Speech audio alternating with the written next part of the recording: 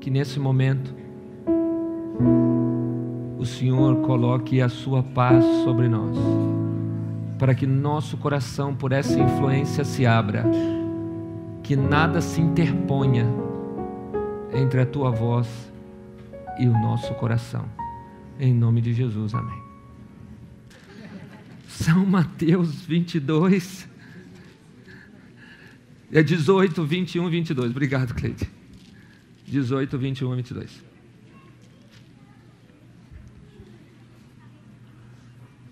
Diz assim: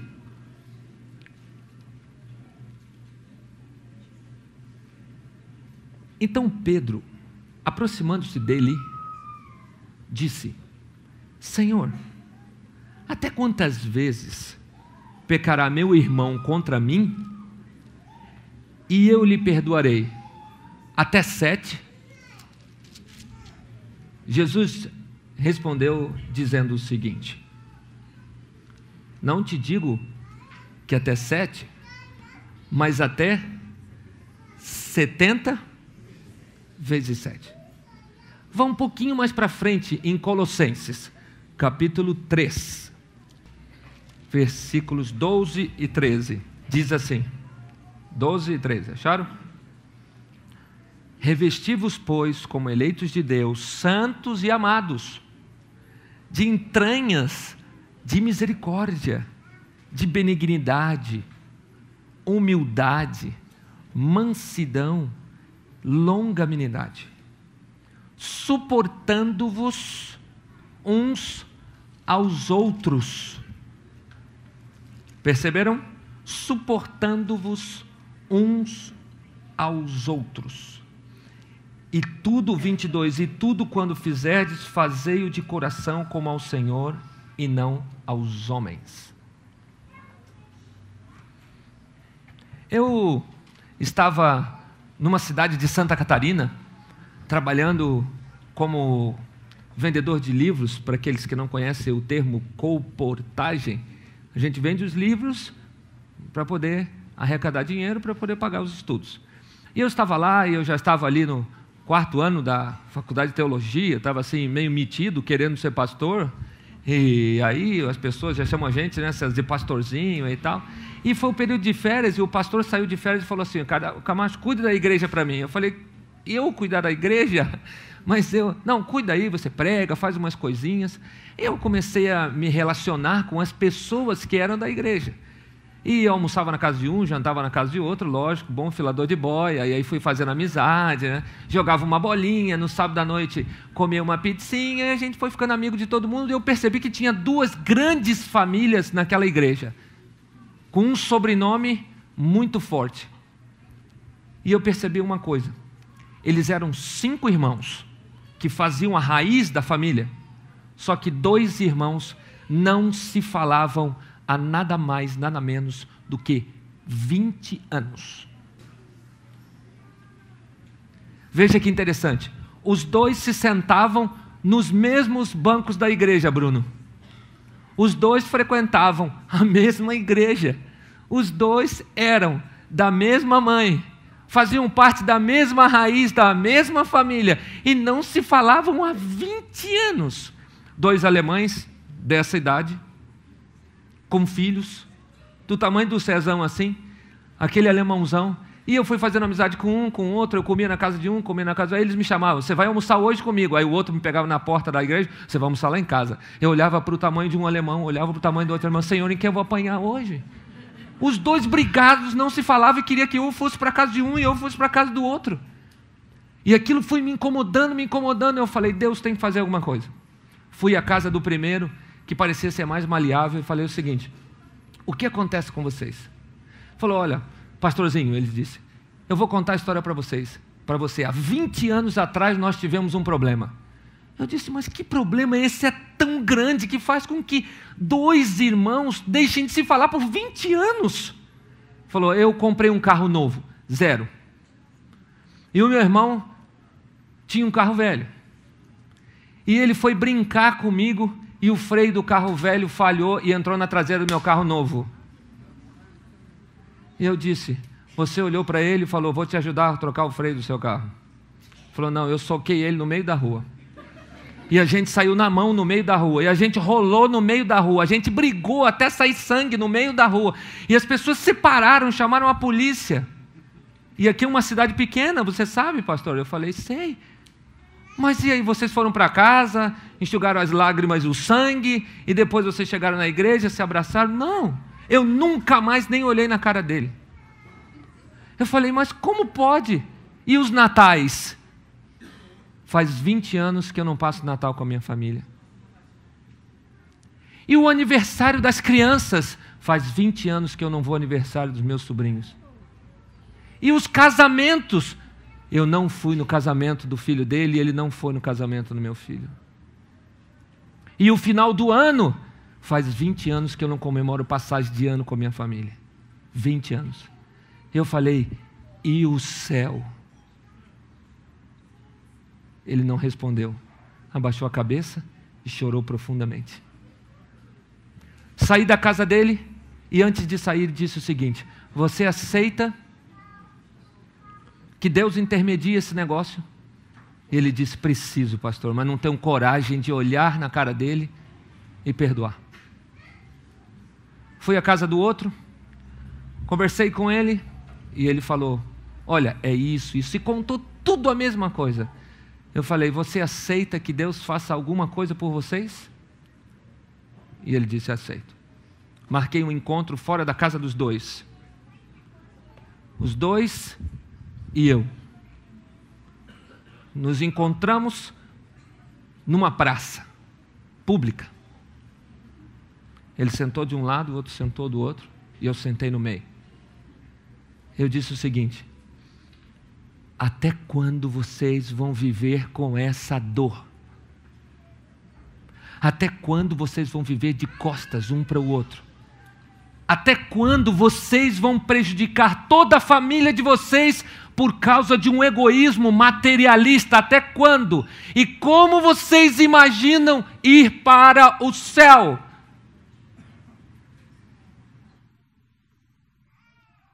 Eu disse,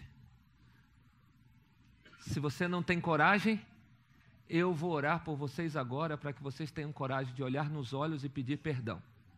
E os dois tinham um coração tão machucado, tão ferido, que dependeram daquela oração. E depois da oração, ambos estavam chorando profundamente. Se abraçaram, choraram, e quando se soltaram, o mais novo olhou para o mais velho e disse, por que eu perdi 20 anos do seu amor por causa do meu egoísmo?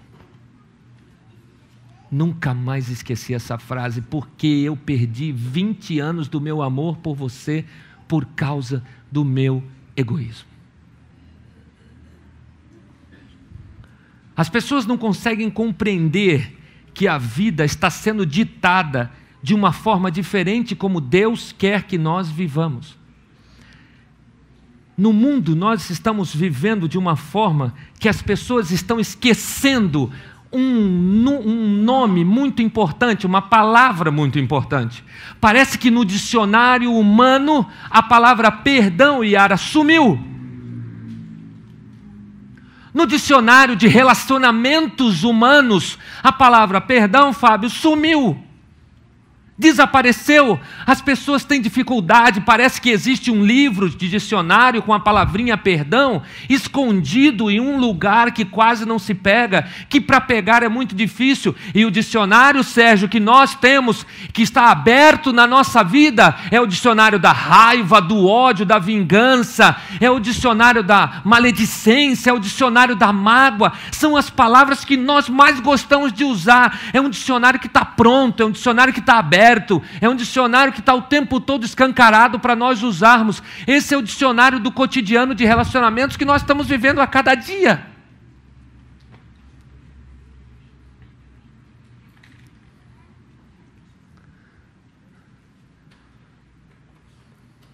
Muitas vezes, parece que as pessoas passaram a viver com uma amnésia tremenda quanto à palavra perdão, e está latente na sua mente As palavras vingança, ódio. Eu não sei você, mas existe uma frase que as pessoas costumam usar quando elas são ofendidas. E eu não sei se você já usou essa frase, que é a seguinte: essa pessoa não merece perdão. Ou então a frase que muitas vezes nós usamos é a seguinte: eu nunca vou perdoar essa pessoa pelo que ela fez comigo. Ou então a frase é a seguinte: nunca ninguém vai poder perdoar você pelo que você fez, está marcado na vida. Você já disse essa frase alguma vez? Talvez você esteja vivendo esses sentimentos dessa frase agora, hoje. Talvez você esteja vivendo esses sentimentos de poucas semanas para cá. Talvez você tenha dito isso a alguém e nunca mais pôde mudar essa frase.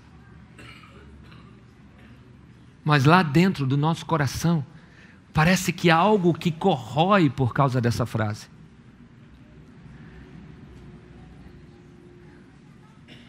Eu fico às vezes vendo como pastor algumas relações de pessoas com pessoas e vejo quantas pessoas estão sofrendo porque não conseguem perdoar.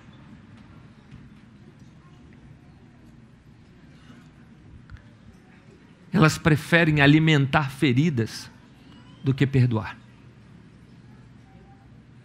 Elas preferem dar as costas do que perdoar. Elas preferem viver distantes do que perdoar. Milhares de pessoas na família, no trabalho, nas relações sociais, dentro de uma comunidade religiosa, vivem separadas porque não experimentam o perdão. Preferem a mágoa. O que você tem que fazer, o que eu tenho que fazer, o que nós devemos fazer?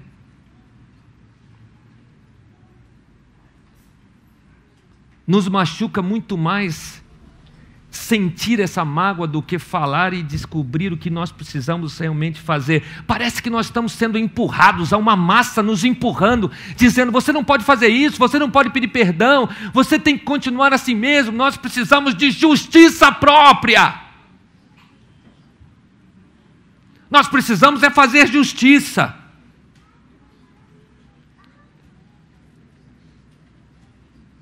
É muito difícil para nós falarmos sobre perdão, porque quando falamos de perdão, nós estamos falando de quebra de orgulho. E quando nós falamos de quebra de orgulho, nós estamos falando de eu, e ninguém gosta de deixar o eu para ceder para outra pessoa. Sabe o que nós mais gostamos? Justiça própria. Ele fez, ele tem que pagar. Ele me magoou, ele tem que ser magoado. Ele me feriu, ele tem que ser ferido. Ele me deve, ele tem que sofrer as consequências. Ele fez isso, agora ele tem que pagar. É assim que nós, seres humanos, administramos a nossa vida, porque as pessoas fazem isso, a massa faz isso, as pessoas nos levam a fazer isso, e nós nos acostumamos a agir dessa forma com todas as pessoas. Basta você ligar a sua televisão, ligue a televisão, e você vai ver as pessoas que sofrem por qualquer tipo de situação. Quando você entrevista uma pessoa que foi ofendida, que foi magoada, que foi maculada por algum problema, quando ela é entrevistada por um repórter, o repórter pergunta: qual é o seu sentimento agora? E a pessoa enche o peito e diz: meu sentimento agora é de justiça. Já viu algum entrevistador ouvir alguma resposta diferente que essa? Meu sentimento agora é nenhum, senão justiça. E sabe o que ele está dizendo de forma mascarada? Eu quero que ele seja condenado. Essa é a minha justiça. Ninguém está falando aqui que um ofensor que assassina, estupra, macula, atropela, mata, um bêbado que destrói uma família, não merecem pagar a pena pelo que fizeram. Eu não estou dizendo isso, mas nós mascaramos o nosso coração, dizendo o seguinte: eu quero justiça, Paulo, e essa justiça se chama condenação. Se a justiça disser para esta pessoa ofendida, ele está liberto, ele vai erguer bandeiras e cartazes, vai juntar pessoas e dizer: injustiça, porque libertou. A justiça é para condenar.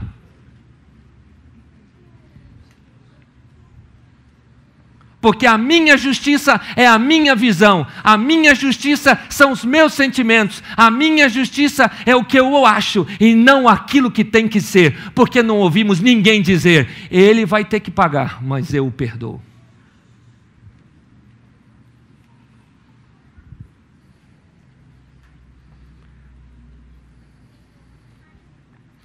A justiça humana, ela nos condena, mas não nos perdoa.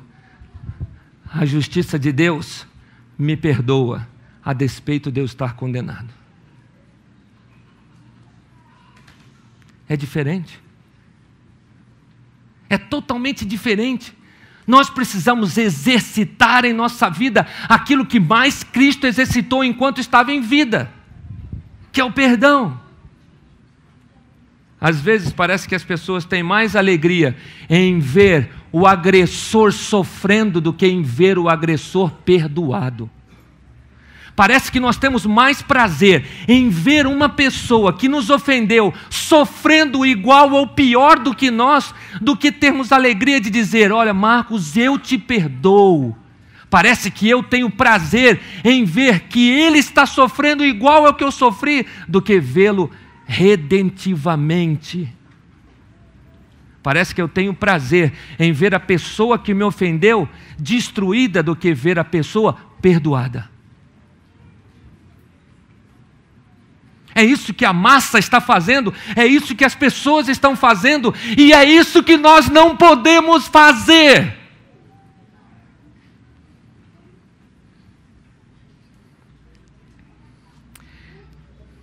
Algumas pessoas até acreditam que perdoar é um ato de fraqueza, viu, Cleide? Só os fracos perdoam, mas você vai perdoar? Como você faz uma coisa dessa? Olha o que está fazendo com você, como você é bobo, não é assim que as pessoas falam? Você vai deixar passar barato isso? Onde que você está? Que mundo você vive? Você vai deixar passar barato isso? Falaram mal de você, Débora. Você não vai fazer nada, faz alguma coisa. Acorda, mulher. É assim que a gente faz. Você não vai fazer nada, não vai tomar uma medida. Você precisa se posturar. É assim que as pessoas falam, não é assim que as pessoas falam? No trabalho fizeram isso, mandaram um e-mail, falaram: você não vai fazer nada. As pessoas pensam que perdoar é para os fracos. Os fracos que não têm senso de justiça. Os que têm senso de justiça são os fortes, os que rebatem, os que pagam na mesma moeda, os que dizem: se bater aqui, vai tomar lá. E parece que isso mostra que você é muito importante, porque bateu, toma. O perdão, na maioria das vezes, para as pessoas é para os fracos. Se o perdão é para os fracos, Jesus Cristo foi o maior fraco que passou nessa terra, porque sua vida foi só para perdoar pessoas. Eu quero ser fraco igual a Jesus Cristo. Eu quero viver fraco como Jesus Cristo.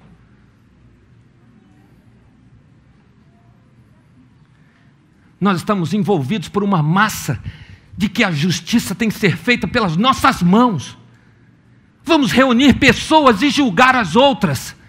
Essa pessoa errou, eu reúno um grupo e então eu falo dela e digo o que tem que acontecer na vida dela. Eu ouço as pessoas dizendo sobre outras pessoas e as julgo sem conversar com a pessoa. Isso se chama justiça própria e não perdão. Esse é o hábito do ser humano.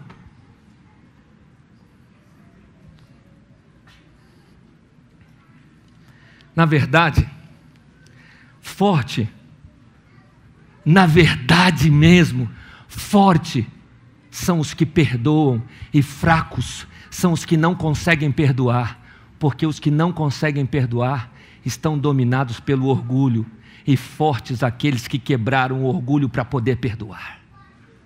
Esses são os fortes.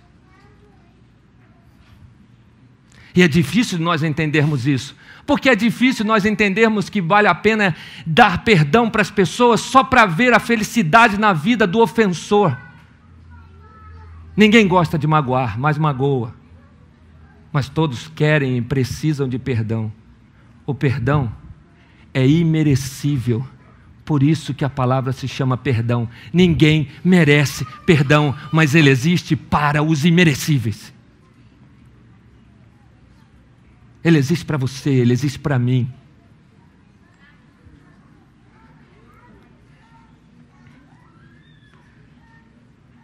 É muito fácil condenar as pessoas, não é? Se existe uma coisa fácil, Alisson, para nós, como seres humanos, é condenar uma pessoa, não é? A gente olha assim, eu acho esse Alisson aí, com essa barbichinha e tal. Esse Alisson aí, a pessoa, não sei, eu fui com a lata dele de cara. Não é assim que nós fazemos? Não é assim que nós fazemos? Nós olhamos uma pessoa, damos uma olhada assim, esse aí é de tal lugar, esse aí a cabeça é assim, esse aí o corpo é assim, esse aí a roupa é assim, esse fala assim. Não gostei. Já julguei, eu já condenei essa pessoa. Eu condenei essa pessoa ao isolamento. Eu condenei essa pessoa à possibilidade de amá-la.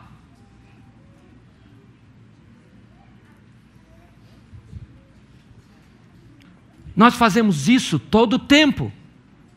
E nem percebemos. A coisa mais fácil para condenar é a coisa mais fácil de se fazer. Condenar é a mesma coisa que você empurrar uma pessoa ladeira abaixo. Agora, perdoar é você subir a ladeira com a pessoa que você condenou nas costas. Isso é perdoar.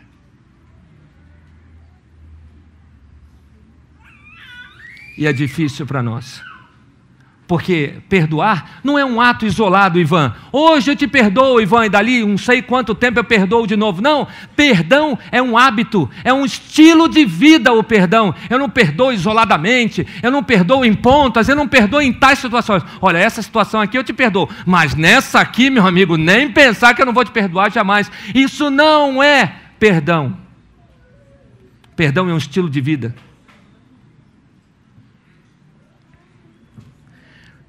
Sabe de uma coisa? Nós nunca deveríamos nos cansar de perdoar. Nunca. Porque Jesus Cristo nunca se cansou de perdoar. Agora, eu não sei vocês. Sinceramente falando, eu não sei vocês. Mas eu, como ser humano, o que mais eu estou cansado é de mentira. O que mais eu estou cansado é de raivas. O que mais eu estou cansado é de maledicência. O que mais eu estou cansado é de falar pelas costas. O que mais eu estou cansado é de ouvir ódio. O que mais eu estou cansado é de ouvir pessoas criticando. O que mais eu estou cansado é de ouvir pessoas falsas. Será que você não está cansado disso?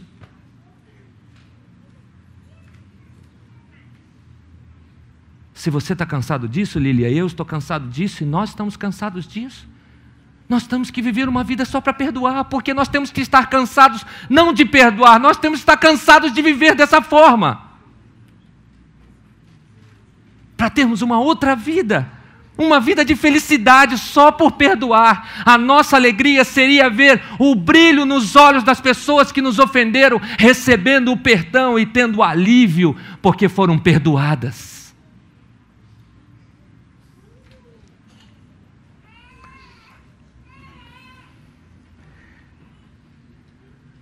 Anos atrás, há algum tempo atrás, um escritor, um psicólogo, escritor chamado David Belgon, afirmou que 75% das pessoas com problemas físicos nos hospitais tinham a raiz destes problemas físicos na falta de perdão e por causa da culpa.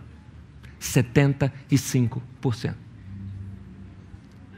Nietzsche, alguém que vocês já ouviram falar de todos os tempos, um dos maiores escritores na área de relações humanas, disse o seguinte: nada na terra me consome mais completamente do que os ressentimentos.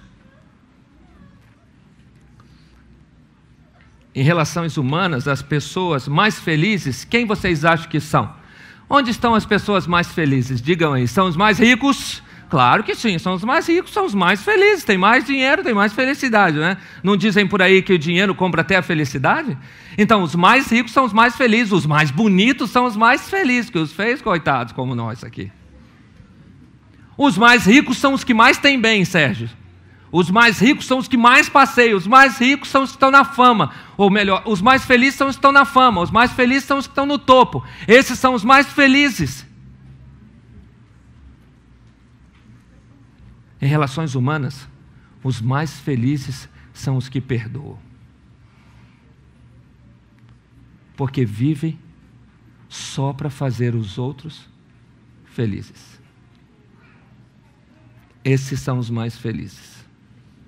Se coisas passageiras pudessem dar felicidade para nós, quando as perdêssemos, não teríamos mais felicidade. O que dá felicidade para nós é viver para perdoar seres humanos.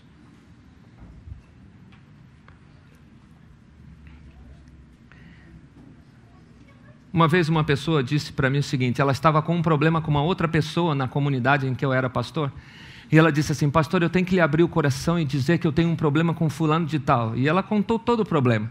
Eu disse: por que você não experimenta perdoar? Ela disse: eu tentei perdoar e disse para mim mesmo em oração que eu perdoava, mas eu não consigo esquecer. Eu não consigo esquecer. Me diga uma coisa: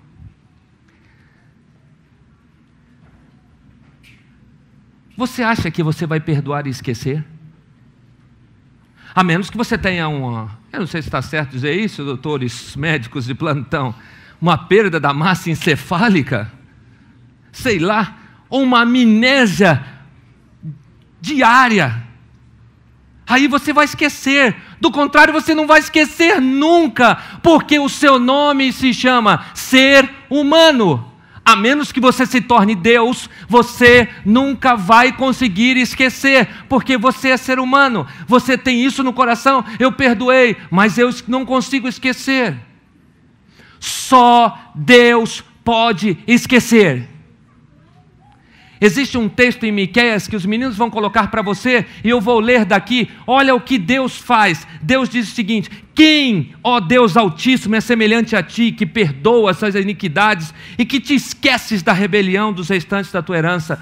Olha o que ele diz: tomara apiedar-se de nós, subjugará as nossas iniquidades, e olha só que coisa linda, e lançará todos os nossos pecados na profundeza do mar. Olha que coisa linda. Quem é que perdoa e esquece? Deus. Você não é Deus, eu não sou Deus, mas você pode fazer força para se esquecer.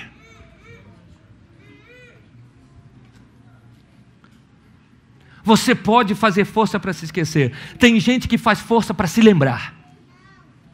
Não, você me magoou, nunca mais tem chance comigo.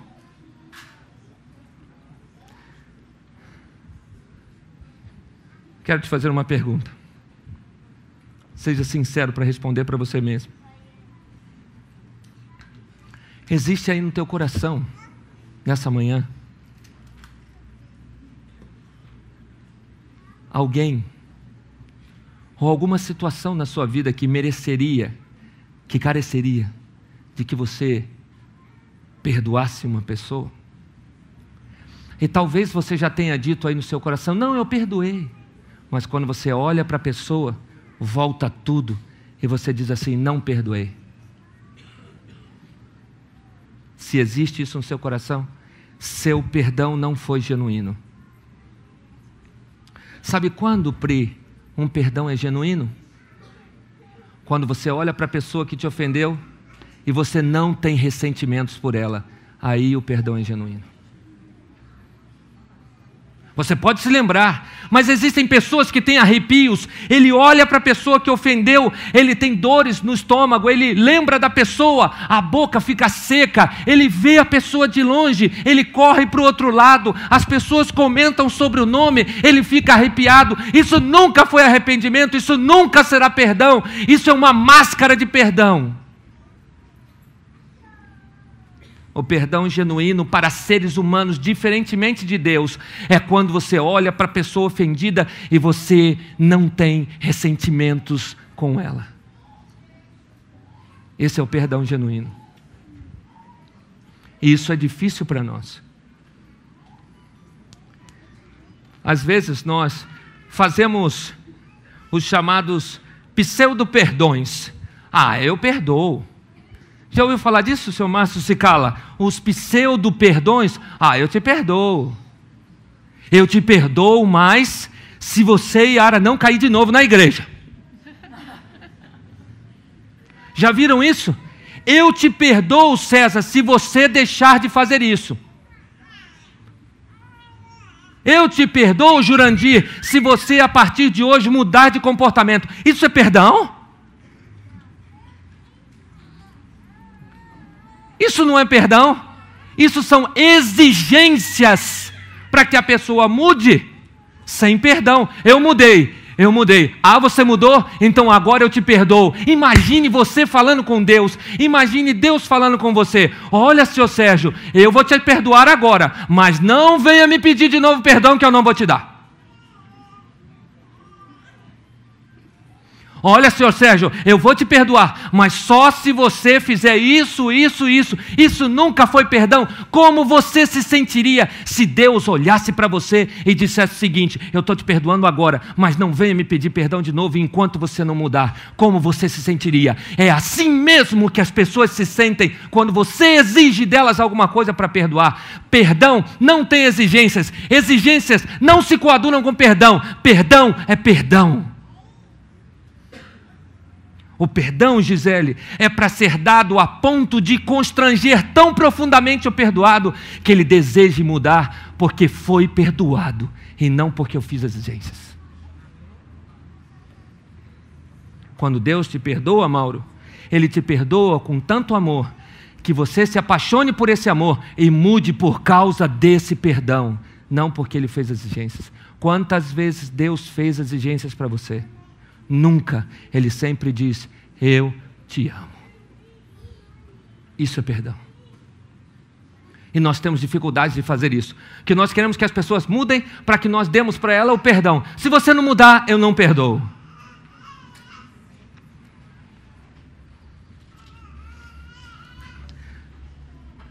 Mas entenda uma coisa: o único sentimento que reúne todos os atributos para a gente ter uma vida feliz é o perdão.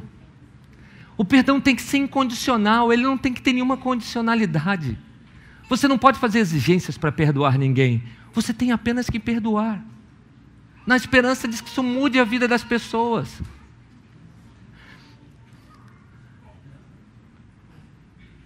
A história real de cultura dos beduínos é bem diferente da nossa. Nós temos uma cultura, os beduínos, Leila, têm uma outra cultura, diferente totalmente da nossa. Certa vez, um beduíno estava dentro de sua tenda, tranquilo, quando de repente, um garoto de 16 anos entra na sua tenda ofegante, suado, assustado, com os olhos esbugalhados, e vai até o beduíno e o abraça, e o mesmo o abraça também. Poucos segundos depois, uma turba armada chega à porta da tenda. Pedem para entrar e o beduíno, o chefe, então diz: podem entrar. E os homens entram na tenda e ficam frente a frente com o garoto e o beduíno. E o homem então disse para os soldados: o que vocês vieram buscar? E eles disseram: nós viemos buscar esse garoto que está nos seus braços. E ele disse: por que vocês vieram buscar esse garoto? Porque esse garoto acabou de matar outro garoto. Então, ele tem que pagar pelo que fez. Então, o beduíno disse o seguinte: vocês sabem, pela lei, que um malfeitor que é amparado por um beduíno dentro de sua tenda está liberto. Ele está liberto. E os soldados disseram: você tem certeza do que está falando? Ele disse: é a lei. Você está seguro do que está fazendo? Ele disse: é a lei. Então saiba o seguinte, senhor: esse menino é um assassino. Sabe quem ele matou? E ele disse: não, seu único filho está morto em tal lugar.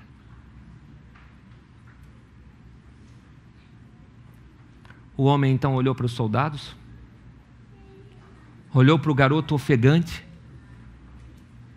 com os olhos pedintes de perdão,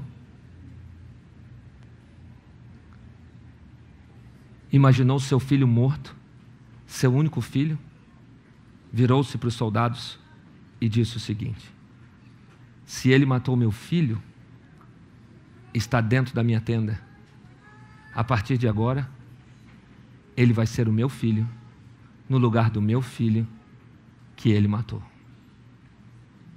Você consegue entender o que é perdão? O perdão não impõe exigências.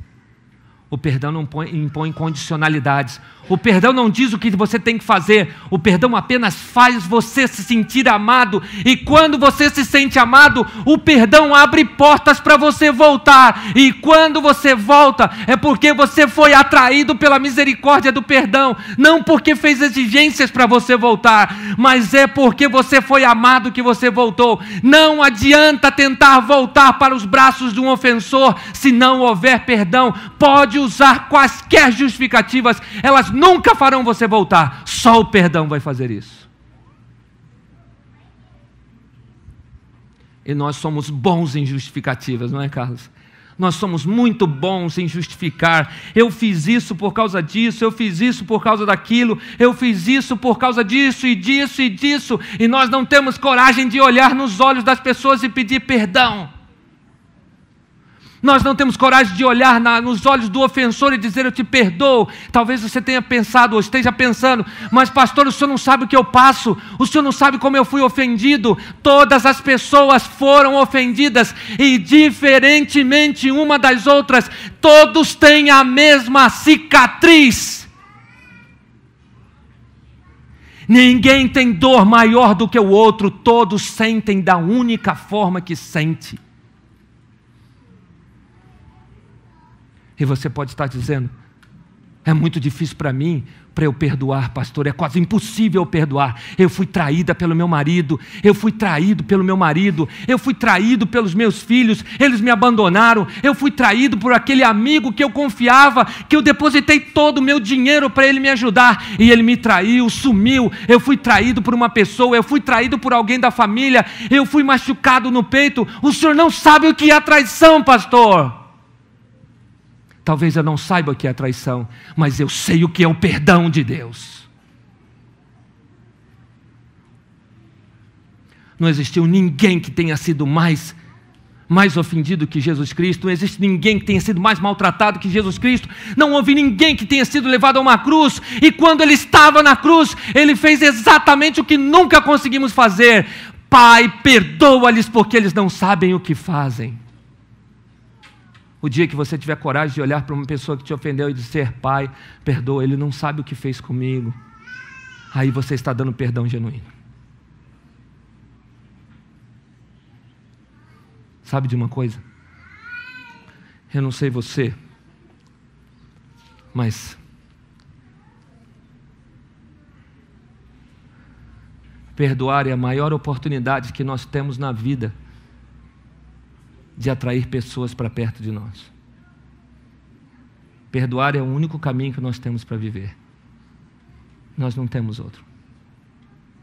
A justiça própria, o ódio, a raiva, o orgulho, nunca vão resolver nossos problemas.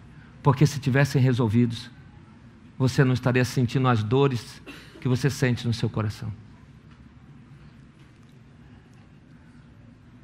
Sabe por quê? Sabe por que eu tenho que amar? Sabe por que eu tenho que perdoar? Porque Cristo me perdoou primeiro. Eu não tenho alternativa, não existe alternativa para a minha vida. Ele me perdoou primeiro. Se Ele me perdoou primeiro, Leila, por que eu não vou perdoar? Foi Ele que escolheu me perdoar primeiro. Foi Ele quem quis colocar nas profundezas do mar todos os meus erros que eu fiz contra Ele. Foi Ele. Agora pensa bem no que eu vou te falar.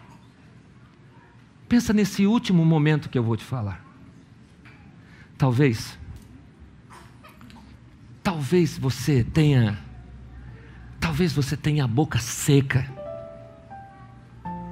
só de se lembrar do momento em que você foi machucado.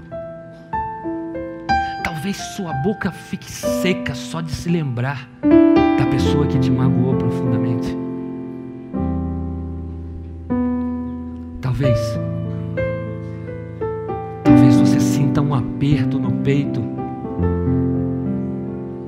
algo que parece que aprisiona só de se lembrar o dia que a pessoa te magoou, que você perdeu seus sonhos, que você perdeu seu futuro, você perdeu bens. Talvez nessa manhã aqui dentro, ou quem sabe aí em frente a um computador, exista alguém, uma esposa que foi de forma cruel traída pelo seu esposo e guarda uma mágoa profunda dentro do peito. Talvez seja um marido que viva a dor de não conseguir perdoar porque tem vivido uma vida de indiferença dentro de casa. Talvez você seja um filho que sente uma mágoa profunda do seu pai ou da sua mãe por algo que foi feito no passado. Quem sabe você seja um pai ou uma mãe que nunca conseguiu perdoar seu filho. Talvez aqui dentro exista alguém que gostaria de sair correndo daqui, pegar o telefone e ligar para alguém para dizer: olha, eu quero perdoar você porque eu quero me sentir feliz. Talvez esse alguém esteja longe demais, você não consiga mais falar nada. Talvez alguém que você perdeu, que morreu e você nunca teve a chance de dizer: eu te perdoo.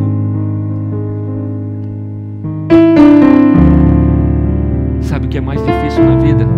É não perdoar. E o mais fácil é perdoar.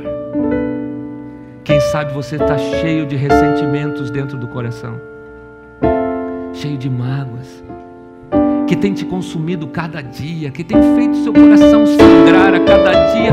Até onde você vai? Quanto tempo mais você vai viver assim?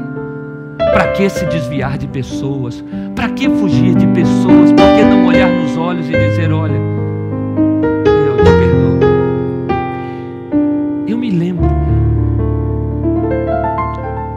Eu me lembro de uma pessoa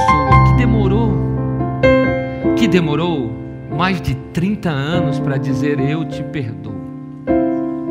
Eu me lembro de um garotinho de uns 12, 11 anos de idade, que estudava lá numa escola pública. E as escolas públicas, perto do Dia dos Pais, nessa época, as professoras de artes, faziam com que os alunos pudessem trazer algumas coisinhas para fazer uma lembrancinha para levar para o pai. Eles eram pobres e esse garotinho foi convidado a trazer um sabonete Lux, daquele maior possível, para poder fazer alguma coisa para que levasse para o papai. E eles então, cada um deles desenhou aquilo que tinha no seu coração no sabonete. E a professora ensinou a passar uma tinta, um verniz, fazer o embrulho, o papel, para levar para o pai. E no sábado, foi o sábado mais angustiante das crianças, porque eles tinham que guardar o presente sem que o pai pudesse ver. E esse garoto ficou com o presente guardado, escondido. Ele olhava todo o tempo para ver se ninguém tinha descoberto. Era pobre. Quando chegou o domingo, logo cedo, 6 e pouquinho da manhã, ele já estava acordado para poder ir falar com o pai e dizer: olha, pai. E ele foi. O pai estava deitado do lado da mãe. Ele entrou no quarto que ainda estava um pouco escuro. E ele foi até o pai, bem silentemente, balançou o pai, e com dificuldade esse pai acordou. disse: o que é? E ele disse: pai, olha, eu vim trazer um presente. É o presente do Dia dos Pais. Eu trouxe para você. E o pai então sentou na cama e olhou para o filho e disse: que besteira. Como você pode perder tempo com isso? Como sua escola pode perder tempo com isso? Dia dos Pais é apenas um comércio. Mas pai, eu fiz para você. Ele disse: tá bom, pode deixar aí na cabeceira que depois eu olho. Imagine um coração de uma criança de 11 anos que fez com suas próprias mãos um presente para o pai. E ele diz: deixa aí na cabeceira que depois eu olho. Ele saiu e a vida continuou. Ele foi crescendo e crescendo. Nunca ouvira seu pai dizer: feliz aniversário, filho, parabéns por a sua nota alta, parabéns porque você foi aprovado, vem aqui para eu te dar um abraço e um beijo, vamos sair juntos. E a vida foi indo. Quando esse garoto cresceu mais, ele disse para o pai: pai, eu quero fazer uma outra faculdade diferente da que o senhor quer que eu faça. Ele disse: qual? E ele disse: esta. E ele falou: se você for, esqueça que eu sou seu pai. A partir desse dia, você não me considere mais como pai. Ele não imaginava que isso pudesse acontecer. Então ele passou na faculdade o primeiro ano. Quando chegou no final do primeiro ano, voltou à casa de seu pai, que já não morava mais com a sua mãe, e disse: olha pai, eu vim aqui trazer minhas notas e dizer como eu estou indo. E ele disse: você veio à casa do pai errado, eu não sou mais seu pai. No primeiro ano, no segundo ano, no terceiro ano, no quarto ano. No final do quarto ano, ele pegou o convite de formatura, pegou um presente e comprou uma passagem de avião para levar para o seu pai como presente para levá-lo à sua formatura. E quando chegou lá, disse: ei pai, eu vim aqui para dizer que acabei. Eu vim aqui trazer para você a passagem de avião para você ir ver a formatura. E ele implacavelmente disse: eu não vou, porque eu não tenho mais filho. Naquele dia, eu comecei a entender o que era não ser perdoado. Eu voltei para São Paulo, levei minha mãe, e sentado naqueles bancos ali do IAE, eu vi os pais entrarem com seus filhos. E quando eu entrei, do meu lado não tinha ninguém, porque eu não tinha pai.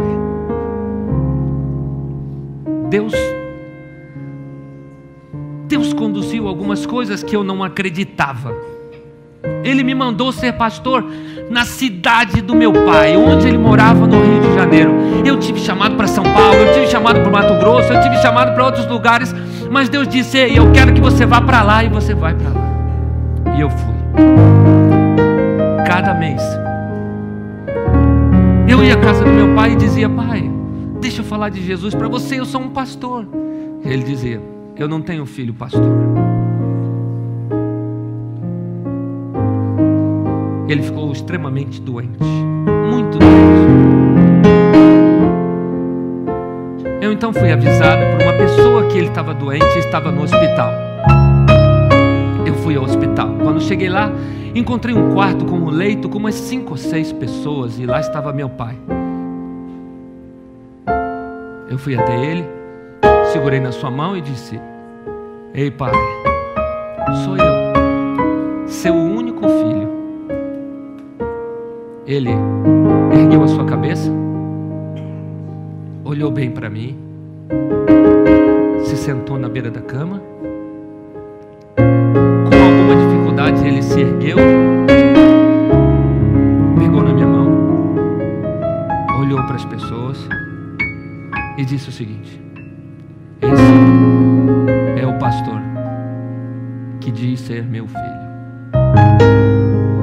Voltou para a cama e eu fui embora. Foram 6 anos e meio de lutas, só para tentar entender um pouco do perdão.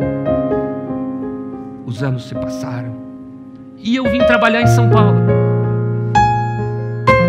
Deus quis que eu viesse para cá. E a sua doença começou a piorar. Ele tinha uma doença em que os seus músculos iam se atrofiando. Ele era um homem pequeno e estava diminuindo. Não podia mais falar, não podia se mover, não podia fazer nada. Até que um dia eu recebi uma ligação que dizia: venha ver seu pai, que ele está para morrer. E eu fui até onde ele estava vivendo, com a pessoa que ele estava vivendo. Quando cheguei lá, pedi para ela que eu ficasse sozinho com meu pai.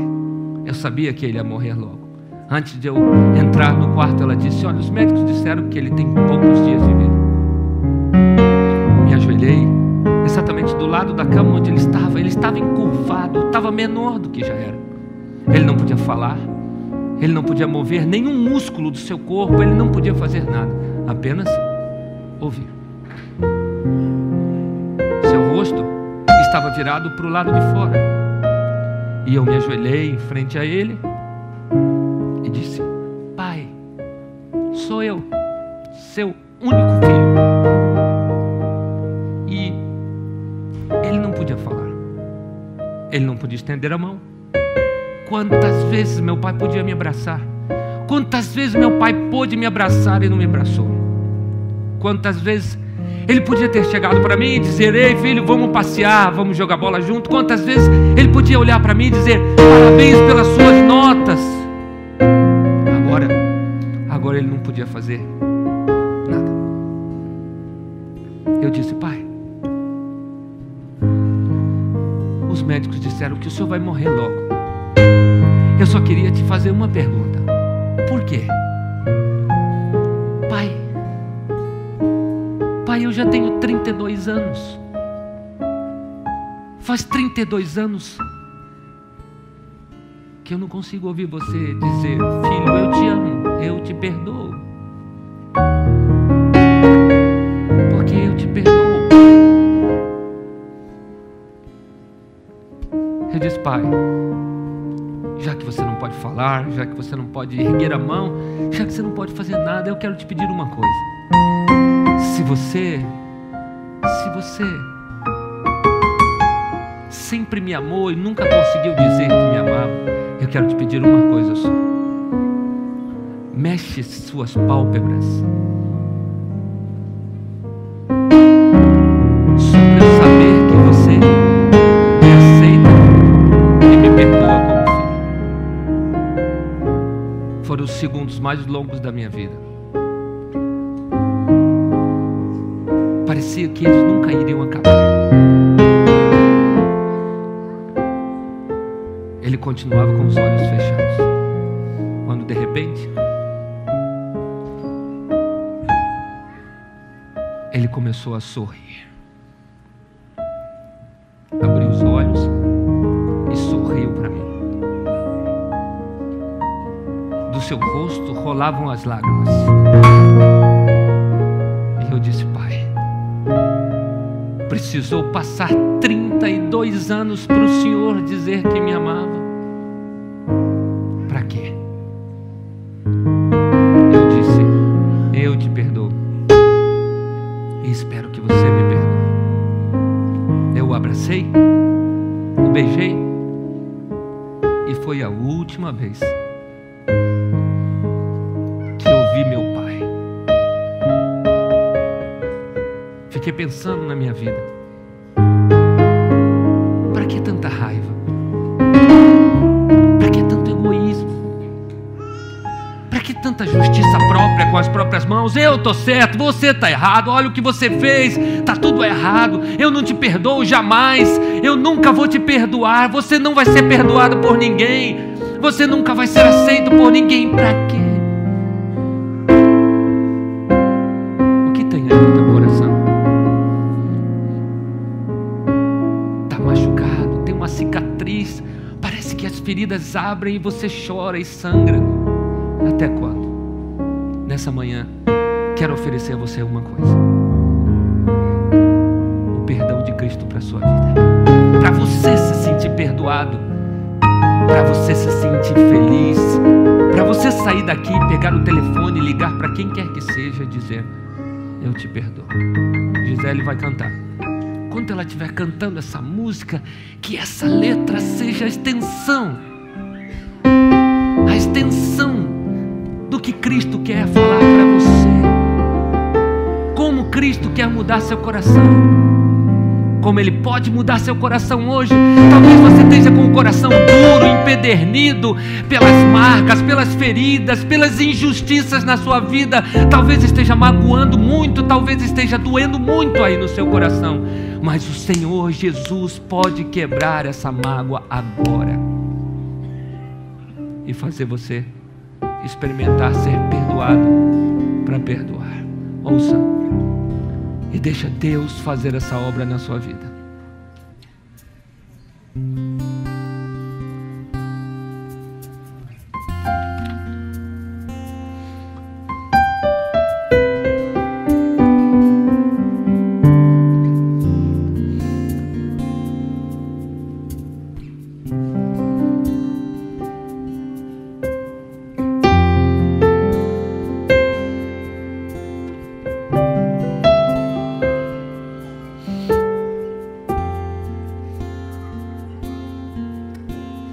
Quero aprender com Jesus,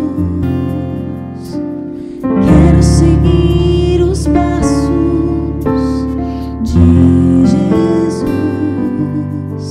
Ele é o amor, Ele ensinou que tudo é nada sem amar. Amor sem preconceitos, amor sem diferença. Quero aprender a perdoar com Jesus. Eu também não merecia, Ele me perdoou. Somos filhos do mesmo Pai, família de Deus. Vamos viver no amor. Deus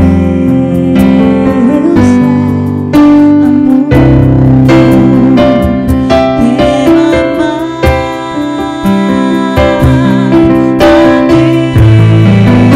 Deus sobre todas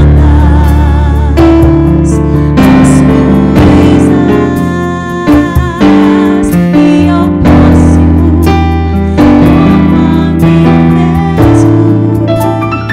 Me importar com dor do meu irmão, como se fosse minha dor, e aprender a perdoar. Eu que queres de mim, que eu perdoe com amor, que eu perdoe pra amar.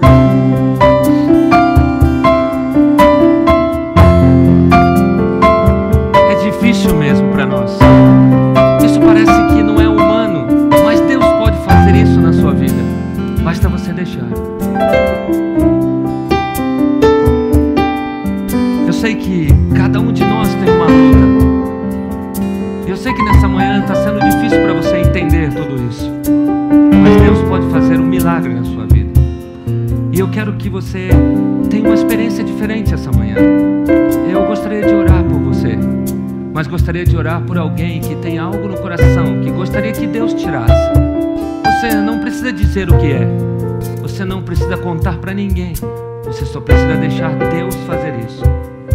E quando Gisele acabar de cantar, se você quiser que Deus quebre o seu coração e te faça perdoar, coloque-se em pé. Eu vou pedir que Deus faça a obra no seu coração. Quero aprender, quero seguir os passos de Jesus. Ele é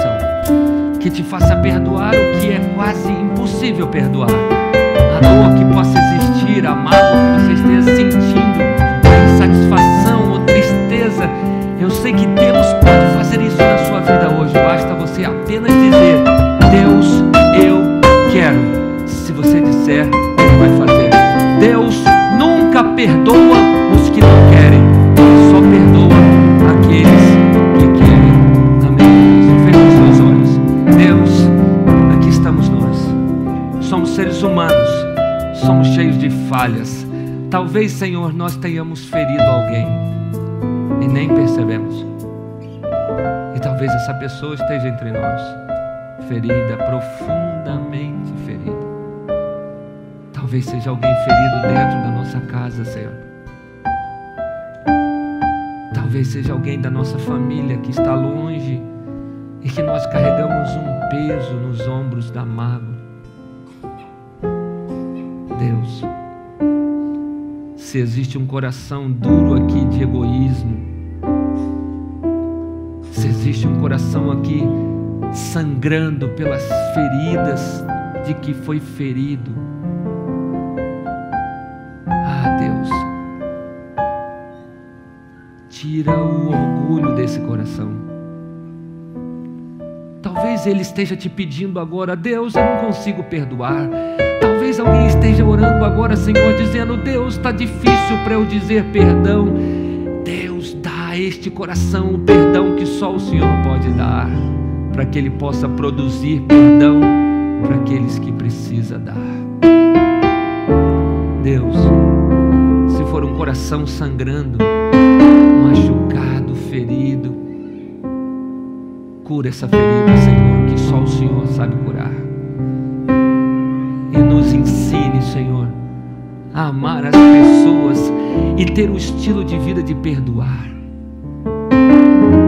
para que começamos a sentir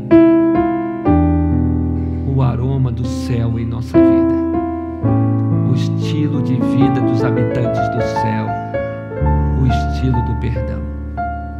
Que tua misericórdia e tua graça caiam sobre nós agora, nos dando perdão, em nome de Jesus.